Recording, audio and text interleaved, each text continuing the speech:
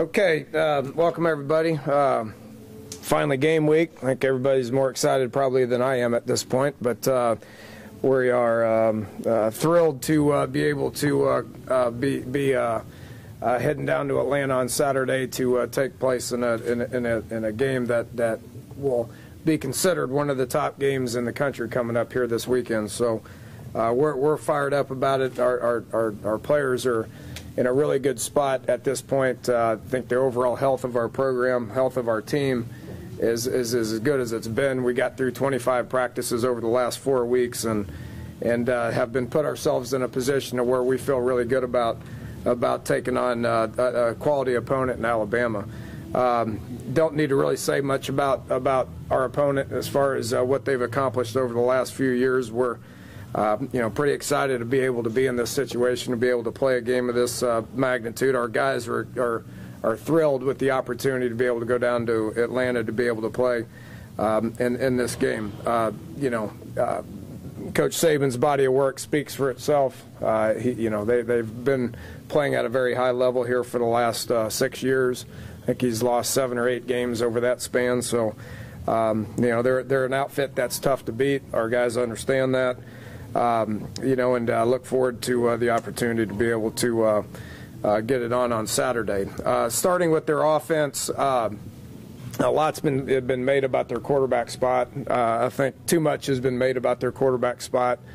They got 2 guys that are going to be able to run their offense. To me, with Coach Kiffin coming in, I mean, I've known Lane for a long time and has a great history of being able to coach some pretty good offenses. I don't think that what they do offensively is going to change a whole bunch. Coach Saban has an idea of what he wants to do on all 3 sides of the ball within his program, and they have fantastic players around them. They got 3 running backs that they could go to each one of them and have the ability to be able to score quickly. They got big kids up front. 3 of the 5 starters coming back. They say they're starting a true freshman.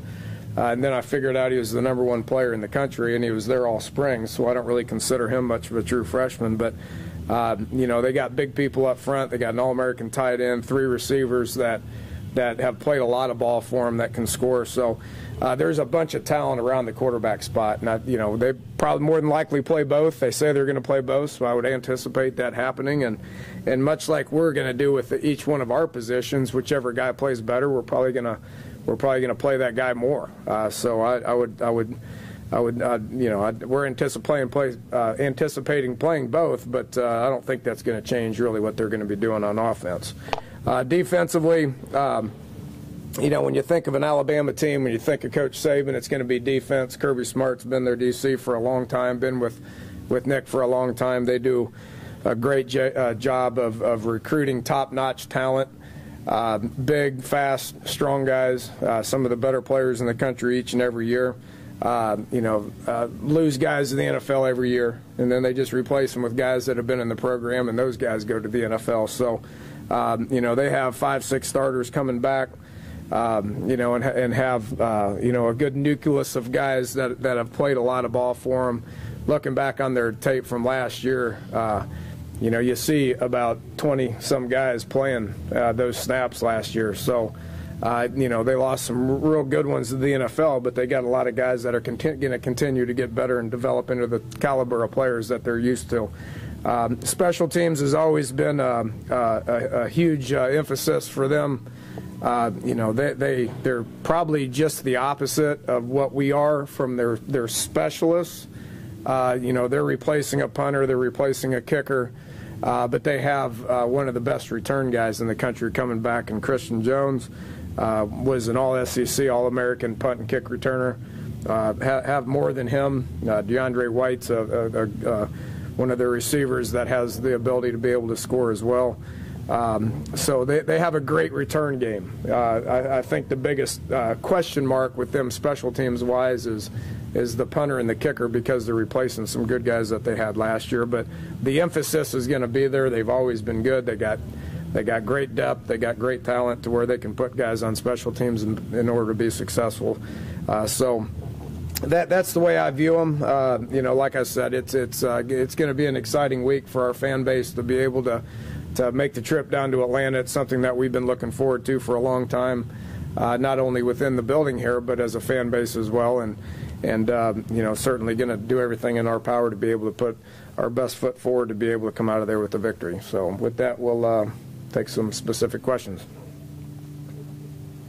They've got a new offensive coordinator, you've got a new defensive coordinator.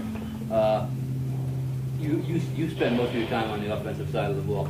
Well, how do you turn that over to Tony? I mean, do you have full control of the game, or do you make suggestions, or how does that work? No, I mean there's always going to be conversations that take place during the course of the week. As far as I ask his advice. I ask Coach DeForest, Coach Bradley. I mean, all these guys some advice on what they would do in some of our situations offensively, and they do the same thing with the offensive coaches on what they should do in some situations defensively. So. I think we're both us defensively and Alabama offensively in a similar situation to where it's not a wholesale change.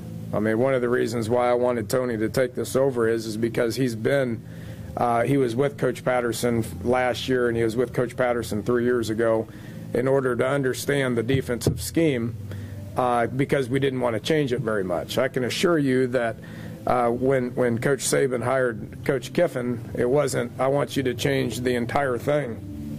He had an idea of what he wants to do offensively, which is not a whole lot different than what USC was doing the previous couple of years as well. So the philosophies, both with us defensively in the turnover and Alabama offensively in the turnover, is relatively the same because it's not going to be just tremendously different.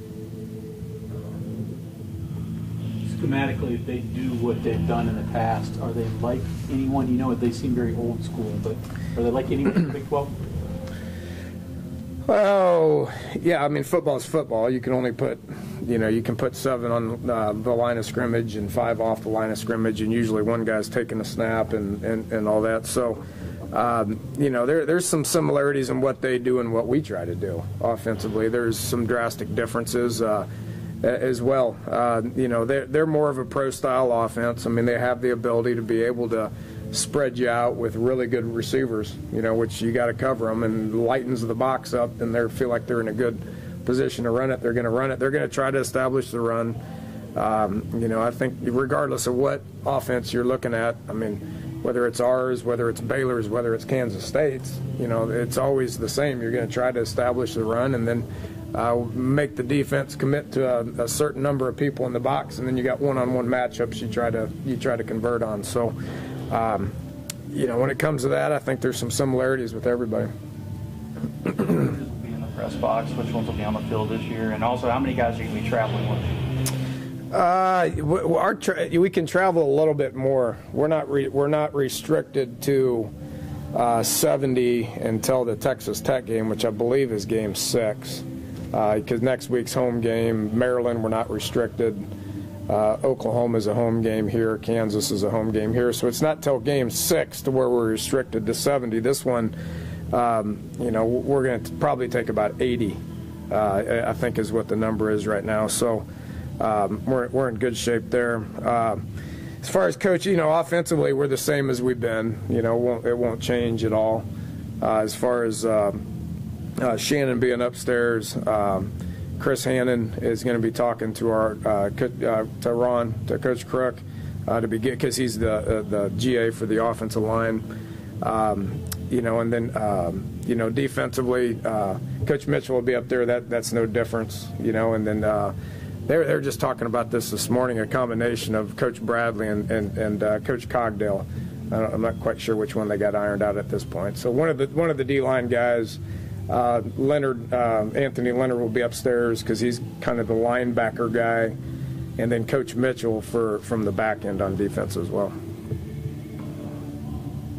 You mentioned the athleticism and the skill of both quarterbacks, Sims and Proker. But what are some of the specific nuances that you've had to kind of tell your team about just to go against each individual quarterback and be prepared? Well, we have limited snaps to be able to gauge this from. I mean, neither one of them have taken a bunch of snaps. They're they're not the same quarterback. I mean, Sims has a little bit more athleticism to him, where Coker is a bigger pocket, more pocket guy. I just, again, we got to be aware of who they are as far as the elusiveness of one, and don't want to say lack thereof with the other one, but again, I mean, there's only so much you can prepare for. There's the flip side of that is I doubt they're going to have two different offenses for those two guys. There's only so much that you can prepare for as well. So we've talked to our guys as far as who they are, as far as what their body type is. There's not just a ton of film to be able to show them exactly who they are. Now, there's a whole bunch of film on the rest of the guys, and they know exactly what they're getting. And some of these receivers, they know exactly what they're getting in the running backs, the tight end, and the offensive line as well. What's the difference getting ready for a game as a 20-point favorite as compared to a 20-point underdog, or vice versa? It doesn't affect our coaching style whatsoever. It doesn't affect our preparation whatsoever. We don't pay attention to it. It's not something that affects us one way or another. I think I'd be naive to say that our players don't at least look at it. They probably do a little bit, but in a game like this, first game, everybody's excited to play. It doesn't matter what the matchup is. It doesn't matter where you're playing it. Everybody's going to be excited and anxious to be able to get out there for the first time. I've said this in here several different times. I believe my biggest coaching challenge will be Sunday, regardless of what happens on Saturday, whether we're successful, whether we're not. I think the bigger coaching challenge is going to be on Sunday, getting ready to these guys to overcome what happened, whether it's positive, whether it's negative. So, we'll deal with that on Sunday. But these guys are going to be ready to play. Our guys are going to be ready to play. Alabama's guys are going to be ready to play. And you can throw away favorites or underdogs or any of that. It doesn't affect it doesn't affect anything one way or another. How do you gauge or measure the overall progress of the program from the end of last season to right? I think it's night and day. I think it's night and day. If you just look at the overall numbers, I think we're better at every position. We're working with 85 scholarships for the first time in 4 years. We're not having to march 10, 15, 20 freshmen out there. Right now I would say it's a fair. I think it'd be a safe bet to say that Drayvon Henry's going to play, but he's the only freshman that's going to play. There's just a couple of redshirt freshmen that are going to be able to get out there and play as well because we've played so many true freshmen before. So I look at every single position based on what they did last year, based on the progress that they've made in the offseason, and for the 23 practices we've had since August 1, and I see improvement out of either the starters or the backups at every single position across the board. Newcomer and Jalen Myers, would you anticipate any snaps, even special teams for him? I would anticipate a few. I think his number's 27. I'm not sure, but I would anticipate a few on special teams. We had Wednesday of last week to be able to gauge what he can do. You can see his athleticism, but to say he's going to do anything other than that right now, I think it'd be crazy. We got a few days, today, we got tomorrow, we got Thursday to be able to teach him and coach him and watch it on film to see how he reacts. It was announced, that Nish Banks is going to miss the non-conference games. Who do you foresee stepping in for him, and do you think that's going to put any kind of added pressure on the defense since he's a redshirt senior? Icky was in a battle for playing time. When we pulled him off the field 10 days ago or whatever it was, Terrell Chestnut's been doing well. I mean, he's a guy that's been in the program for 3 years. Understands what to do now. Is healthy for the first time since he's been here. He was battling for that starting job. Travis Bell has been solid. Has been as good as I've ever seen him. His physical condition is good. His where he's at mentally right now, I view as good. Something happens to fifth-year seniors that is important, which is why you want to have a few of them. They know this is their last their last chance, and something happens to guys like that. And I see that happening with Travis right now. So he's been playing well. He was in the discussion for that. You had Jalen. I don't know if he's going to get to where he can give us any snaps or not, but we at least got some guys to choose from. If you guys would remember when we were in 2 years ago, when we were in some of these battles with Baylor out here, and we were putting three, if I'm not mistaken, true freshmen out there at corner. So I think we're in a much better place, and we will welcome back Icky when he's cleared here in 3 weeks. Will Henry start? And also, you liked him a lot at the start of camp, and obviously you and the coaches do. How much has he developed and progressed since the start? Drayvon? Yeah, you forget he's a freshman. He's the only freshman that we're having this conversation about. And again, going back to last year and 2 years ago, we're having this conversation about a whole bunch of them. So we kind of forget that he's a true freshman because he's a matured kid. He doesn't have ups and downs. He's pretty steady. He needs to continue to improve, and I think he will. Much like one of the things with true freshmen, with guys you never put out there before, is what's their demeanor like, and how are they gonna respond when there's 70,000 people in the stands and there's a real opponent across the field. I think based on what he's done in practice, I think he'll handle it just fine. But we gotta look and see. And it's not like Jeremy Tyler is a seasoned vet. I mean, he's a he's a true sophomore. So we're going to continue to monitor that this week. The one thing on depth charts, which I know you guys want, and I understand the necessity of needing it and wanting to talk about it. I'm going to have this discussion with my team here in an hour. To me, it's about competing for snaps. If you're first or second or third, you're competing for snaps in practice on Tuesday, practice on Wednesday, practice on Thursday, throughout the course of the game, throughout film evaluation, and moving on to game 2 as well. So we will continue to monitor that and make decisions on the amount of snaps that each individual gets. I think that's probably more important than whose name's first on the depth chart. He wasn't here for the spring, though, which is that Carl and I think Jordan were spring guys who used that as a catapult, too. It seems like it's overlooked. He's only been here a brief period of time, and it's so far ahead from the freshman are. Is that, I know that's kind of underline all the stuff you're talking about, or he just come in especially prepared and just he's a good player, and again, I mean, it's not crazy just to start true freshmen. I mean, that happens at every program across the country. I mean, I think the overall health of the program is an indication of how many of them you have to use. He happens, and I think you get to a point where if recruiting continues to improve, which I think it has over the last couple of years, then you're going to get better bodies to be able to go in there and compete at an early age. With that said, there's still a learning curve. You look at Alabama's depth chart, and I think there's probably 4 or 5 true freshmen on their depth chart because they're recruiting at a pretty high level, and those guys come in, and if they're better than the ones that are currently first or second or third, then they're going to put them in there. Did you anticipate during fall camp that you could have a shot at that starting job? Or yeah, we had a pretty good idea, and again, we're talking about a guy that's never taken a snap here, so we're going to continue to monitor his progress this week to see how he does in practice and put him out there and carefully evaluate how he does throughout the course of a game. Did you guys find the depth on the offensive line we were looking for in camp? I think so. I think so. I mean, we got a lot of snaps at the guard position. Tyler's done a great job at center. We got 2 inexperienced tackles that have played in games. We got 5 guys that we're repping that don't have many snaps.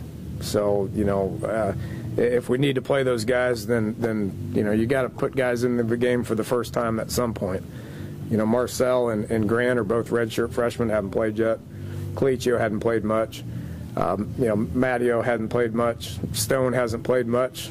So those backups are guys that we feel good about, but they haven't played yet, and we got to look at how they do once they get in there. How much concern is that for a game like this of this magnitude? You said wide-eyed 70,000 people. It's a concern for everybody across the country. When you go into the first game with guys that haven't played in that setting, hadn't played college football, period, of course it's concerning. It is for everybody else across the country as well, including our opponent. They got guys that haven't taken snaps either, and I'm sure they're in a very similar situation.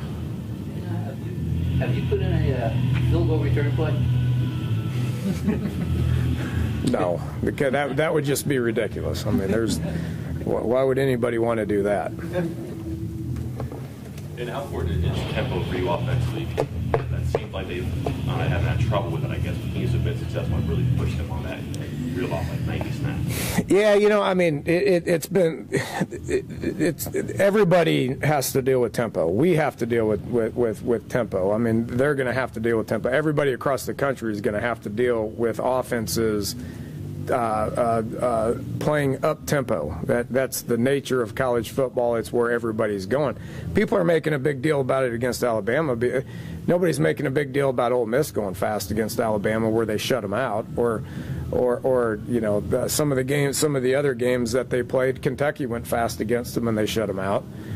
So they've faced teams that have played up tempo, and nobody ever talked about it because they shut them out. Well, against Auburn, against Oklahoma, and against Texas A&M, everybody's talking about that because they won those games. But if you look at it, what they did defensively, it's not like they were giving up 600-700 yards.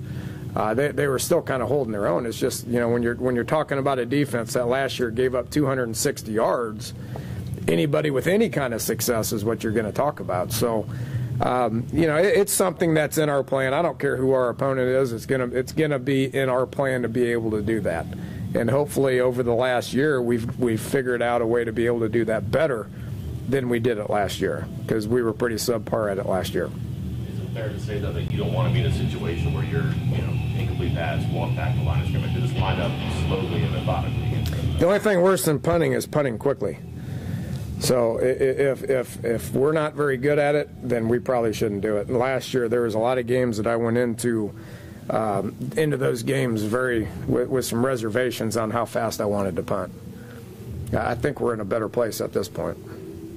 Talk about the overall program from the end of last season to this year. How about specifically offense, your comfort level from a week before the opener last year to where you are right now with these guys? Much more comfortable. I think we're better at every position. I think we're playing a very, very, very good defense. So you got to take into consideration who we're playing and how you feel like you can attack them. Where we're at offensively is night and day. Starting with the coaching staff, there's a lot more continuity. We've got 3 coaches that are much more comfortable in coaching what we're trying to do, and then you got guys that aren't starting for the first time, which again puts us in a very, very much better position.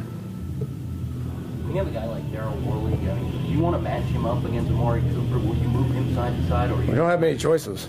I mean, right? I mean, Amari Cooper is one of the best receivers in the country. So we're going to have to put our better guys on him, but then we're going to have to cover DeAndre White. We're going to have to cover Christian Jones as well. So they got multiple options, and we have to be able to have more than Darryl Worley be able to step up to cover some guys. Okay, thanks, Coach. All right, thank you all.